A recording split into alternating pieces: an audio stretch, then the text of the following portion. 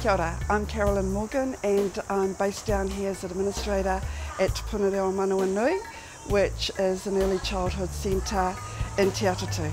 Ko Eriti Taituha Parane, Bristow, taku whānau o Te Araroa, Ngāti Porou, taku mama no whānau Apunui, me taku pāpā no Aitanga Mahaki.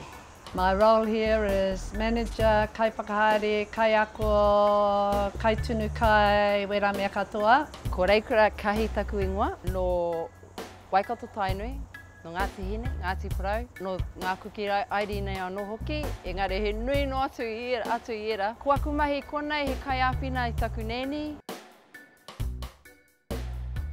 When I got married, we moved to Te Atatu and I had 2 little children at that time, and my next door neighbours said to me, well, why don't you come to Play Centre? Then they said to me, oh, why don't you train as a Play Centre helper? So I got my helper's certificate and then ended up being a supervisor. And so what I did then, I decided, well, we had no Māori parents. So then I went door knocking all around the parents in Te Atatu. So we started our own Māori Play Centre. Kara Pukatapu, who knew my experiences in a Play Centre, said to me, well, why don't you come and set up kohanga? Because I had a lot of experience with young Māori women. So we set up the first kohanga at Orake, and from then on it just went from area to area, and there were so many, there was about 68 kohangas in the Auckland area alone. I actually set up a kohanga reo for the Māori Affairs parents with little preschoolers in Greyland. We were in Hopetown Street for 10 years, and then we were in Carrington for 10 years, and then the hospital board says, you know, you'll have to move out, and then our family decided, well, what are we going to do? We really don't want to finish because we had so many parents, we had so many children that still want to come to kohanga.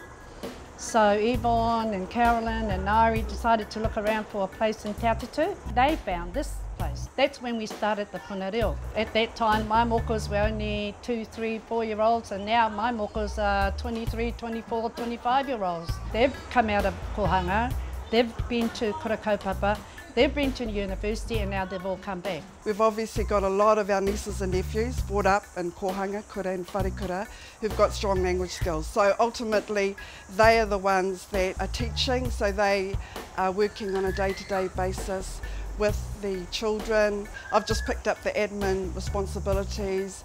Our mother manages the whole centre. So we've really just gone to where the strengths are of the different whānau members. Me kira te rapea e rua tau au e noho ana ki konei nainei. Mutu aku mahi te pau ka whakata, ka haramai au ki konei ki te awhi taku neni. Tuatahi tīmata mai hei kai āwhina iaia. Kātahi ka waihoa ke māku etahi o ngā akoranga. Te whakako i ngā tamariki tahi tau me te hāwhe ki te rua tau pea. Mātau, engari nainei, kua huri mātau ki te whakako i ngā tamariki mai te kotahi tau me te hāwhe. Piki ake ki te 5 tau. I roto i te akumanga kotahi. Nā reira, kua te o ngā kaiako e whao mātou i nainei, kei te whakako i ngā tamariki i roto i te akumanga kotahi. Nā reira, koe rā taku mahi. I like the old Play Centre way of doing things because I'm a Play Centre person where there's heaps of outside area and they've got a big huge sand pit and a big carpentry area and lots of running around and making all sorts of things out there. That's where I'm coming from. I think the main thing is communication. So we're always having to talk to each other. We have a lot of very formal meetings, so that sometimes, you know, gets everybody actually writing it down, and you were supposed to do that and you were supposed to do this, have you done it yet? So actually trying to make it less of an argument about what people did or didn't do, so that, you know, we're writing it down, we're planning and we're ticking things off as we go along. So it's really becoming a lot more clearer about your roles, about your expectations, about what people need to be doing, rather than it blowing up into a big huge argument about what someone didn't do or should have done. Oh yes, we have lots of scraps. I mean, you know, with every family there are scraps, but we seem to get over it. The next day we're all nice as anything. The scraps are always it's all to do with making our punareo better and better for the parents. Wa koera, nā te mea kaha mātou ki te kite i a mātou, ka pera te āhua, ka āhua hoha ki te whakarongo ki taku neni i etahi wā. Engari, e kore tae te pēhia, koe ato neni. pērā ngā tāngata katoa, ka ahua hoha ki o rātou whānau, whanaunga, kaihana. Engari ko te painga, ka wātea koe ki te hoki ki tō ake kāinga, me tō whānau iti nei. Engari, ko te mua pai, ka hoki anō ngā whakaaro, he pai aki te noho, te mahitahi me te whānau, ki te mahitahi me tētahi kamupene nui. Kāri te mōhio ko ai koe, ki o āhuatanga katoa. Mōhio taku neri ki au, mai au i whānau, taku whānautanga mai. He āhuatanga pai ake tēnā, i te hoha ki ai i etahi wā. A pērā no aku kaihana, kaha taku neri ki te kohete kia mātou katoa i ngā wā katoa. Engari, ko waia no atu mātou ki tērā, nā te mea koera tana mai a mātou e pēpi ana. Engari, mōhio mātou, nui tāna aroha ma mātou katoa. The most important is manaakitanga. To me, it's manaakitanga. It's where everybody helps each other. Tūmanako, that's what we sing every morning. You know, tūmanako, manaakitanga and aroha. It's a happy child comes in and she's happy and she wants to stay. And that's the reason why she wants to stay is not only is she happy here, but she's happy with the staff we have here. Really, the kaupapa is ngā tamariki. It's not always the fees and the things like that. It's actually been a good economic base for our families where they can grow and learn those work ethics like just getting up in the morning and going to work. So I think what we're doing is supporting our young ones into the workplace, showing them that whānau can actually support each other and that for the future this is an option that they could look at within their own families as well. We have a very strong rock in terms of our mother.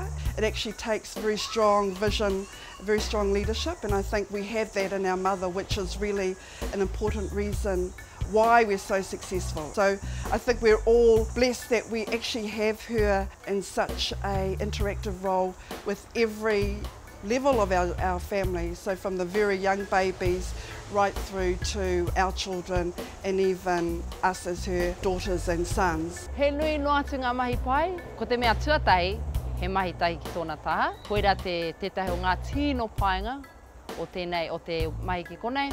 A ko te tuarua, ko te kite i aku tamariki i arangi mai te ata, tai no atu ki te waka moe rātau i te kāinga. Atu i tērā, ko te kōrero Māori ki ngā tamariki, ngā pepe piki ake ki ngā pakeke. Ko te reo Māori me kira, i au e tamariki ana, ka taku nene ki te kōrero Māori ki a mātou, ko aku kaihana, a ki taku whānau whānui. Nā reira, kua roa ahau e kōrero Māori ana, engari ko te kōrero Māori ki te taho ngā tamariki, ki ngā tamariki, koira tētahi āhuatanga tino rawe ki au. I roto i nei mahi te puna reo. Ara no atu ko te mahi tahi me taku whānau. I'm lucky I've survived all these years to be able to still be there with them in some ways to advise them or whatever, but at the end of the day I know that when I go they'll still be there, and that's what whānau is all about, you know, and it's really, really a good way of keeping your family together is to have a business where they can be part of.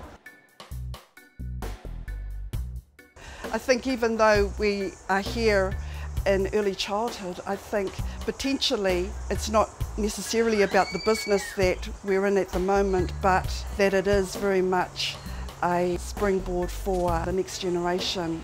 It's been established, and it's established in a whānau and business way, and it's for them to carry on. A lot of our parents wanted us to set up a kura many times, and I think I leave it to my whānau to do that part of it. This kind of work, preschool, I mean, I've been in it for 50 years and I still love it. I still look forward to coming to work in the morning, and they do too. They love coming in the morning, they're happy to come in the morning, and all my mokos, and they love being part of it. Yep, so I say go for it.